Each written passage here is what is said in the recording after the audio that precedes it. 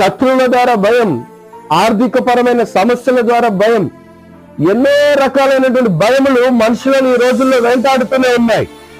దేవుని బిడ్డలారా, అందుకే భక్తుడైన దావీదు కీర్తన గ్రంథం 34:4 ఆయన రాస్తున్నాడు, నేను యెహోవా యొద్ద విచారణ చేయగా ఆయన నాకు ఉత్తరమిచ్చును, నాకు కలిగిన భయములన్నిటిలో నుండి దేవుడు నన్ను విడిపించను అన్నాడు. దేవునికి స్తోత్రం కలుగునుగాక. హల్లెలూయా. దావీదు జీవితాలలో భయం కలిగింది. దావీదు జీవితంలో భయములు కలిగినాయి, సమస్యలు ఎదురైనాయి, శోధనలు ఎదురైనాయి, అనేక మంది ప్రజల ద్వారా ఇబ్బందులను ఎదుర్కొన్నాడు దావీదు.